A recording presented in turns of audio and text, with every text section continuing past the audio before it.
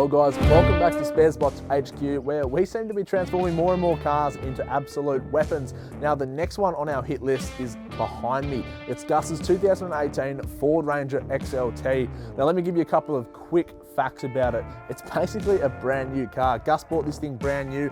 It's an absolute stunner. It's been a daily driver. He's got a couple of kids. It's just been doing those kind of duties most of its life.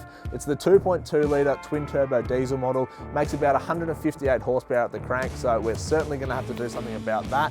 And well, it's barely seen a speck of dirt in its life, and that's all about to change. I'll tell you something, we're not going to get a lot of this build done out here in the driveway, so let's pull it into the garage and take a look at the parts we're going to be fitting to it. Behind me is a 2018 Ford XLT Ranger. Now, it's got about 20,000 Ks, it's pretty much bone stock. It's the 2.2 litre bi-turbo diesel model, and well, it's pretty standard, and that's not how we like them here. So what have we done? Well, we've raided the Sparesbox catalogue for a whole plethora of top quality full drive accessories so that we can transform this otherwise stock standard Ranger into a weekend warrior. Improved approach angle, a heap more front end protection, and the facility to mount all our four-wheel drive accessories. That's why we've chosen a Drivetech 4x4 rival front bar for this Ranger build. Why? Well, we want to have the confidence to take this Ranger off-road and tackle the toughest terrain. And why do we need it? Well, a factory bumper is simply not going to cut it. Now, it's going to give us dramatically improved approach angle. It's also going to mean we can mount our Drivetech 4x4 winch, our Narva LED spotties, and our GME UHF aerial all at the front of the vehicle, whilst giving us insane on and off-road prowess. All right, so we're going to start off our Ranger build with the Drivetech front bar. Obviously, the first step is to get the factory one off. It's a pretty straightforward affair. In broad strokes, remove this plastic panel here. The inner wheel arches, there's a couple of bolts underneath. Front grille comes out, a couple of bolts under that, and then the whole thing just kind of pops off. The Drivetech bar comes with really comprehensive instructions, but it is a pretty straightforward thing. It has a mount for your winch and all that gear, as well as some LED driving lights should you want them. So it should be a really, really easy thing for us. Now for the front of the Ford Ranger build, we've opted for a Drivetech 4x4 12,000 pound dual speed winch. Now, I've had experience with this exact winch, not this exact one, but a similar one in both the front of the 80 series and also Andy's Prado, and it has pulled me out of some very sticky situations. Now, it's one of the few models on the market that's dual speed with a low and a high speed pull, which is really fantastic.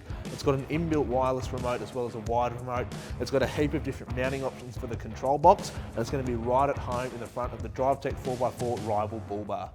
Well, we're at the next stage of installing the bull bar. Now, a couple of things we thought worth mentioning. These are the factory front parking sensors from the Ranger's front bar. Now, one thing to note is that these are a little bit finicky to install. Obviously, the factory bar is only about 2 mil thick, and this is something like 6 mil thick. So there was a little bit of modifying to how they mount, so just note that. Now, the next step for us, and it might not be applicable to you if you don't have it on yours, but we're fitting the front radar for the cruise control and the adaptive braking and that kind of stuff. Now that itself is quite involved. So if you're not super confident, then we definitely recommend grabbing a professional to install them.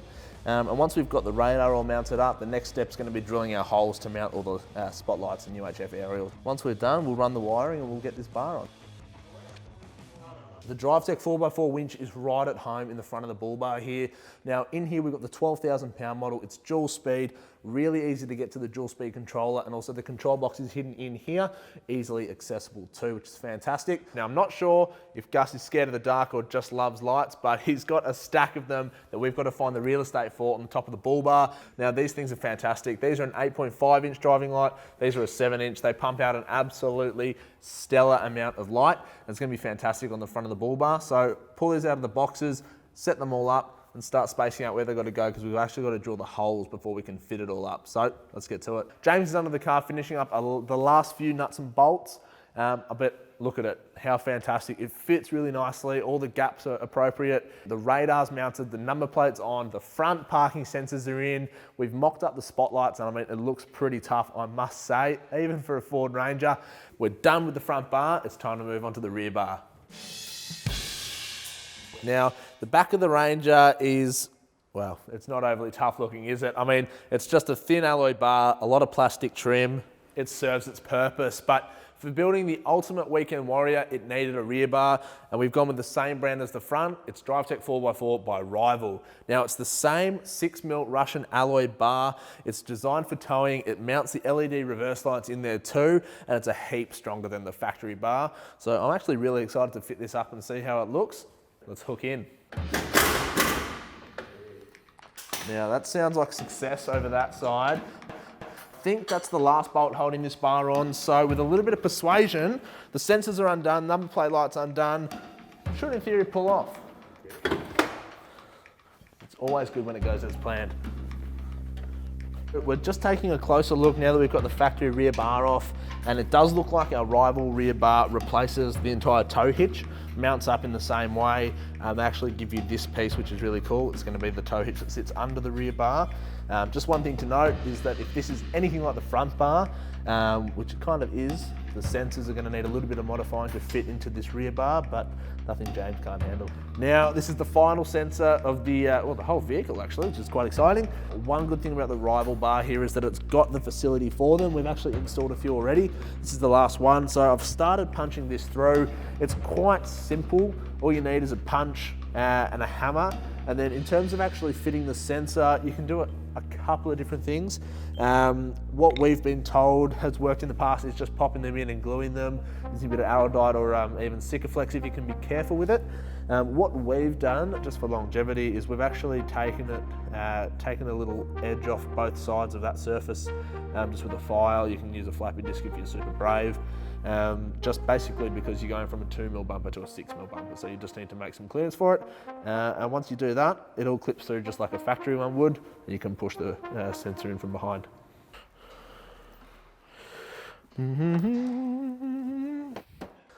I think James has come through with the goods. These are the little Narva connectors that we needed. They're waterproof. They're going to work perfectly for the number plate light. If we didn't have a plug like this, we were just going to have to solder the number plate lights into the factory loom. If you did ever want to remove this rear bar for whatever reason, you'd have to cut those wires. So with this, it means a nice, clean, easy install. Just one thing to note when you are ready to mount and wire your number plate lights is that some people would think that the brown is going to be the negative. In this particular case, brown's the positive. So do yourself a favour, don't mix it up. James is just about to do up the bolts on the underside. You'll see we've got a jack here, and that's just basically where we want to put the bar right hard up against the chassis, just so that the bolts aren't having to force the bar up. The trailer plug's on, the tow bar's mounted, the number plate's straight as a die, and the number plate lights are wired. That's a wrap for the rear bar. We're upgrading power, we're adding a bit of weight with accessories, so we obviously need to upgrade the braking system to accommodate for all of that. And that's where the Bendix Ultimate Four-Wheel Drive Brake Upgrade Kit is exactly what we need. The good news is we've got James, because I won't be getting my hands that dirty for this. We'll call him in and we'll get stuck in.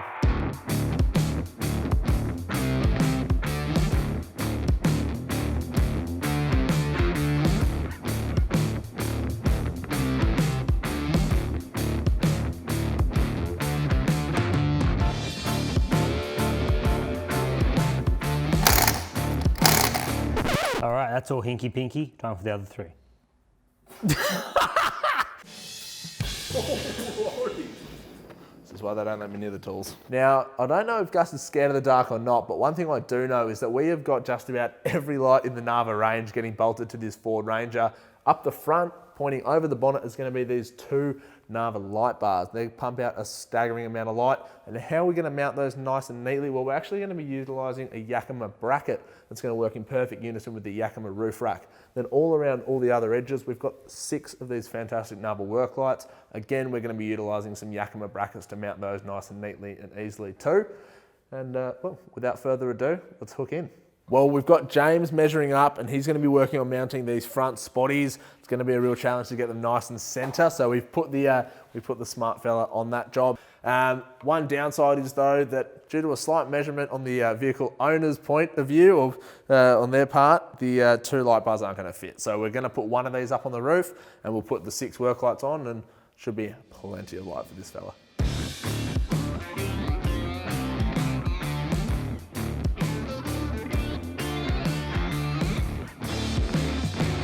Thankfully, the Narva light bar's got a centre mark, which makes it super easy for aligning on the roof rack. Now, a little tip for new players at home, get yourself an electric ratchet, because if you're lazy, you like to take the easy way out, this is going to be an absolute life changer.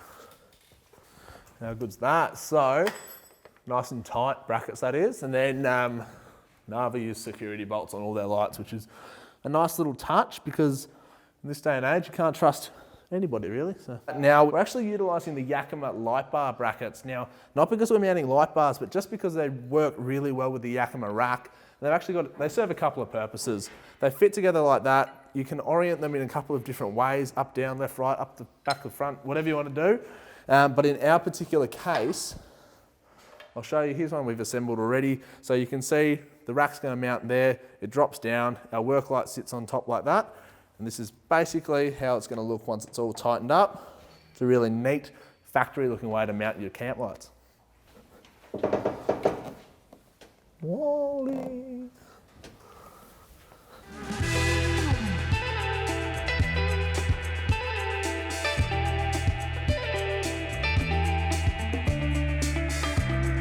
Now we have had a bit of a breakthrough. All the spotlights are mounted to the front of the bar, perfectly spaced, they're looking fantastic. We did run out of real estate to mount the GME aerial, so James has made this fantastic little bracket that mounts it off the side here using the bolts that actually hold the bull bar on, so that's perfect for that aerial. Nice and sturdy, it's going to be great. The next step, now that we've got all the exciting roof gear done, is that we are going to move on to Torqit. Now we've got a fantastic DPF back Torqit stainless steel exhaust, we've got the Torqit throttle controller and also the Torqit power module. It's a fantastic little trio. We're going to squeeze as much power out of this little 2.2 litre as possible.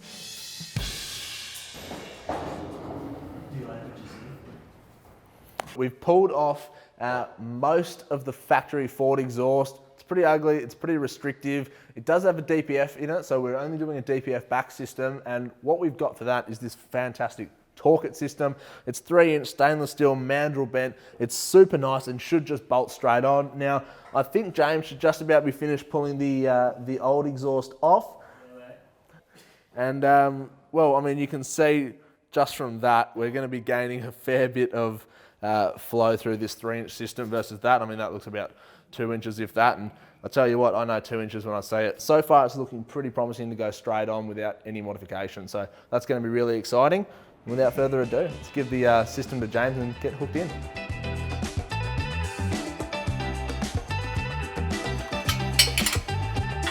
Well, James has just wrapped up installing the new DPF back 3-inch stainless steel Torqit exhaust, and I've got to say, it's probably one of the easier installs he's tackled on this Ford Ranger to date. Let's start it up and we'll see how it sounds.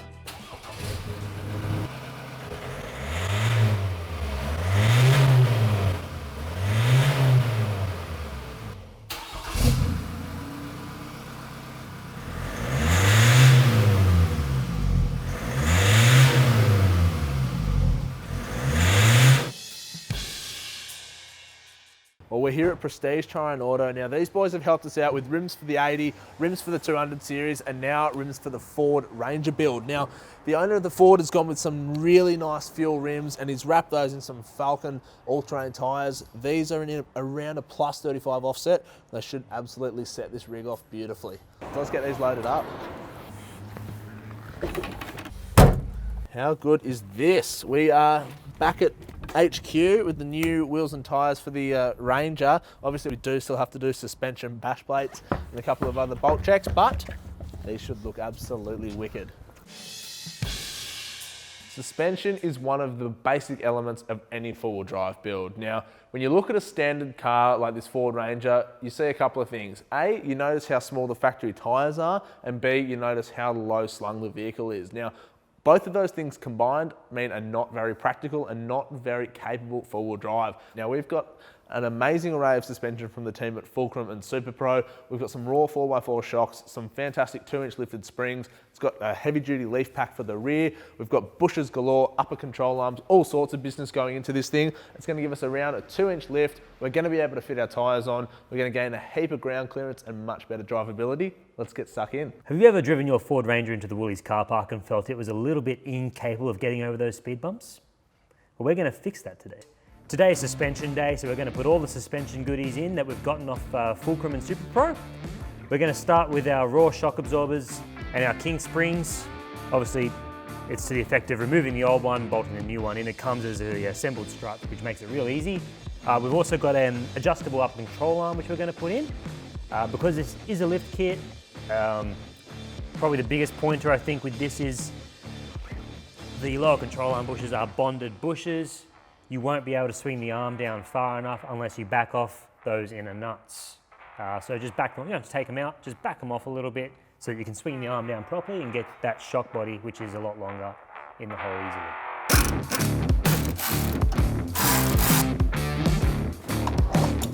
There we go. And with it again.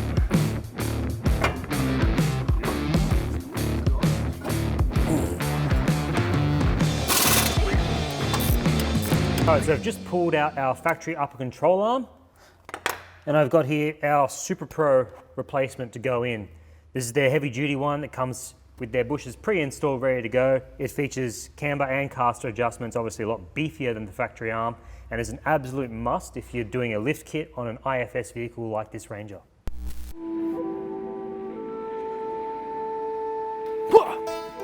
Sick. I've got our Formula leaf springs here supplied to us by Fulcrum Suspension. These are a heavy duty upgrade for the Ranger. This is a 2-inch lift again. We've also got raw 4x4 shocks for it, as well as a whole host of Superpro bushes, just like in the front. Fortunately, the Bendix brake kit comes with rear brake lines that are longer than factory as well to accommodate lift kits like this. It should be a pretty easy job. Obviously, if you're doing this yourself, a lot of these components, like the leaf springs, are really heavy, so just be mindful of what you're doing and how you're doing it. We've got our center bearing on our tail shaft here. Superpro do a drop kit for this. So when you do a lift on a car like this, dropping this down helps to rectify any sort of bad drive shaft angle that may have occurred with the lift. What's the update? Mate, we're all finished. We're just gonna go over everything, check everything's tight, mark them once we've checked them. Sam's gonna drop it like it's hot, and we're gonna see if it is hot. Off you go, Sam.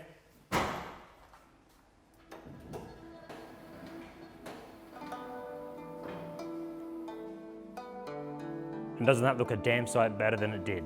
Now the final piece of the Ford Ranger suspension puzzle is going to be some airbags. Now we've got this insane kit from Airbag Man that's going to help us level the back of the Ford Ranger if it's towing heavy loads. For example, you've got the tub full, you've got the vehicle full, and then you're suddenly towing a trailer. The back of the vehicle might sag down, and that's where these are going to come into their own. They're totally adjustable. Now these aren't really going to increase your GVM or your carrying capacity, but what they're going to do is level the vehicle so that when you are towing fully loaded, all the steering geometry, driveline geometry is beautiful where it needs to be. It looks like it's going to be a fairly simple install, so with a little bit of help from James and the hoist, I reckon we'll get these in easy as. The good things about the Airbag Man kits are, besides being really high quality, the bags themselves are manufactured by Firestone, which needs no introduction. They come with vehicle-specific brackets, which make the installation really easy. The instructions are fantastic, which a lot of aftermarket products kind of leave a lot wanting. And they also give you a pressure gauge so that you can keep this in your glove box and check the pressure in your airbags at any given time, probably when you're filling it up at a servo as well, because God knows those are never accurate. So all of this means this kit is kind of a one-stop solution to this problem. Everything you need to get started. So because we've installed a lift kit on our Ranger, to install the airbags, we have to inflate them just a little bit so they kind of take up the extra space before we finalize our top bracket here. All right, so we've just removed our factory bash plates from our Ford Ranger. We've got a whole host of rival underbody armor bits to go on now. It's a bolt-on kit, so we'll get to it. In the meantime, Sam's in the background. He's going to be doing our Superpro sway bar.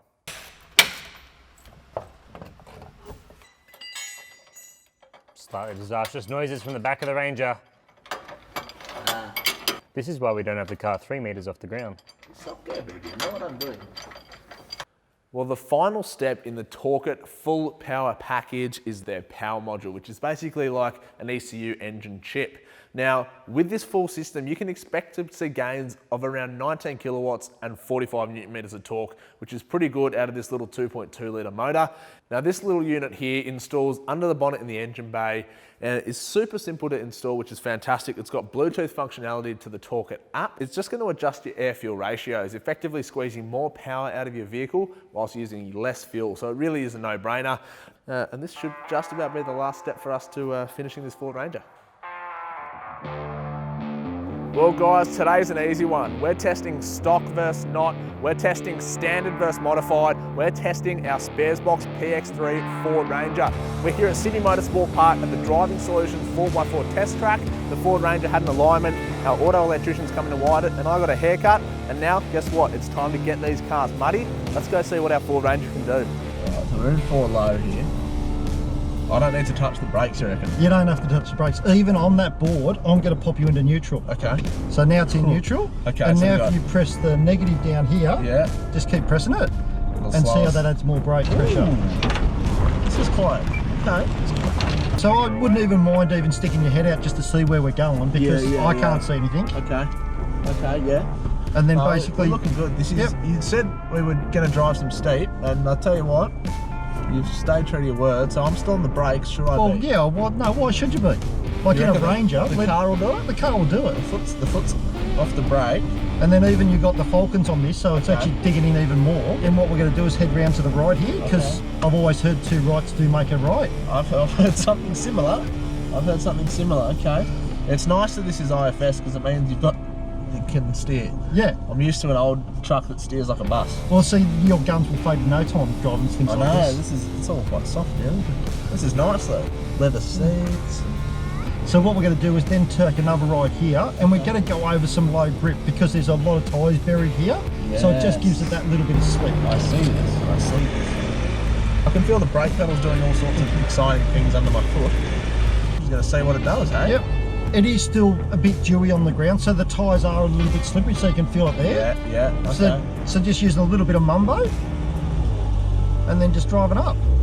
Oh, magic, isn't it? How's that for technology? Holy, it's no 80 series, but it's probably better, to be honest. How's that? Yeah. This is good.